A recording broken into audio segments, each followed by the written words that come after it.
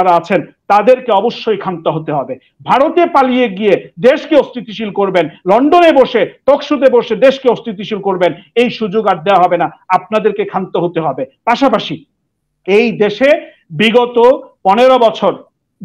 15 বছরের যে অন্যায়, অত্যাচার, দুঃশাসন করেছেন, এই সবকিছুর জন্য আপনাদেরকে ক্ষমা চাইতে হবে।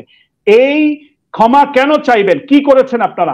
আপনারা আবরার ফাহাদকে হত্যা করেছেন, আপনারা সাগর রুনিকে হত্যা করেছেন, আপনারা বিশ্বজিৎকে হত্যা করেছেন, আপনারা পদ্মা সেতুতে দুর্নীতি করেছেন, আপনারা ইডেন কলেজে কেলেঙ্কারি করেছেন, আপনারা বিডিআর বিদ্রোহের মাধ্যমে অসংখ্য নৌজওয়ানকে, অসংখ্য আর্মি অফিসারকে আপনারা হত্যা করেছেন, আপনারা 500-র উপরে মানুষকে গুম করেছেন, আপনারা আয়না ঘর তৈরি করেছেন, আপনারা 2018 সালে সুবর্ণচরে গৃহবধূ ধর্ষণ করেছেন, আপনারা এমসি কলেজে একজন গৃহবধূকে গণধর্ষণ করেছেন, আপনারা মোদী বিরোধী আন্দোলনে জনগণকে হামলা করেছেন, আপনারা 2013 সালে শাপলা চত্বরে আলেম ওলামাদেরকে, নিরীহ আলেম ওলামাদেরকে আপনারা মেরেছেন, আপনারা বরিশালের সিটি কর্পোরেশন নির্বাচনে ইসলামী আন্দোলন বাংলাদেশের সিনিয়র নায়েবে আমির মুফতি ফয়জুল করিমের উপরে অন্যায়ভাবে আক্রমণ করেছেন, তাকে রক্তাক্ত করেছেন। শুধু তাই নয়, আপনারা ইলিয়াস আলী সহ হাজারো মানুষকে, আপনারা অনেক মানুষকে হত্যা করেছেন, গুম করেছেন, অন্যায়ভাবে করেছেন।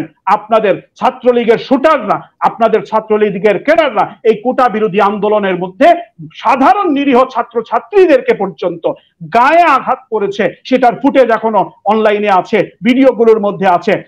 আপনাদের নেতা ওবায়দুল কাদের সাহেব শেখ হাসিনার নেতৃত্বে নির্দেশে ছাত্রলীগকে সশস্ত্র অবস্থানের নির্দেশ দিয়ে বাংলাদেশের এই পরিবেশ পরিস্থিতিকে নৈরাজ্যমূলক একটা পরিবেশ পরিস্থিতিতে যেতে বাধ্য করেছেন। আপনারা এই দেশের মালিক অথবা আপনাদের কেউ একজন আপনাদের হয়তো বা বাপ দাদার সম্পত্তি হিসাবে এই দেশের মানুষকে নিজেদের প্রজা হিসাবে বানানোর চেষ্টা করেছিলেন। এই সব কিছুর জন্য আওয়ামী লীগকে ক্ষমা চাইতে হবে এবং আগামীর বাংলাদেশে জনগণ যে আওয়ামী লীগকে ক্ষমতা থেকে টেনে হিচড়ে নামিয়েছে, যে আওয়ামী লীগের প্রধান দেশ ছেড়ে জনগণের আন্দোলনের মুখে দেশ ছেড়ে পালাতে বাধ্য হয়েছেন, যে আওয়ামী লীগের নেতা কর্মীরা 15 বছরে নিজেদের 1 টাকার মালিকানা চাইতে তারা এখন হাজার শত শত কোটির মালিক হয়েছে, সেই নেতা কর্মীরা যেই অবস্থায় আজকে পালিয়ে বেড়াচ্ছেন, সেই আওয়ামী লীগকে জনগণ ম্যান্ডেট দিয়ে দিয়েছে যে এই আওয়ামী লীগকে মানুষ চায় না।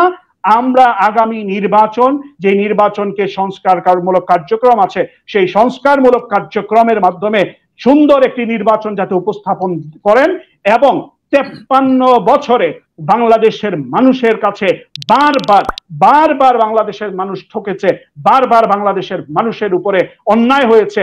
এই 53 বছরের ইতিহাস যাতে আর পুনরাবৃত্তি না হয়, তার জন্য আগামী জাতীয় সংসদ নির্বাচন পিআর পদ্ধতি, সংখ্যানুপাতিক নির্বাচন পদ্ধতির মাধ্যমে নির্বাচন দেওয়ার জন্য ইসলামী আন্দোলন বাংলাদেশ দাবি জানিয়ে এসেছে। আমার নেতা পীর সাহেব চরমনাই দাবি জানিয়ে এসেছেন, যদি এই পদ্ধতিতে নির্বাচন অনুষ্ঠিত করা সম্ভব হয়, তাহলে বাংলাদেশের প্রত্যেকটি মানুষের ভোটের অধিকার প্রতিফলিত হবে, তার মতামতের অধিকার প্রতিফলিত হবে, তার মতামত প্রতিফলিত হবে এবং একটি ব্যালেন্স গভর্নমেন্ট তৈরি হবে এবং বাংলাদেশের ইতিহাসে অত্যন্ত চমৎকার এবং সফল আগামীর বাংলাদেশ আমরা আপনাদের এবং বিশ্ববাসীকে উপহার দিতে পারবো বলে আমার বিশ্বাস। ধন্যবাদ। অনেক ধন্যবাদ। আমরা সেই বিশ্বাস নিয়ে বিদায় নেব।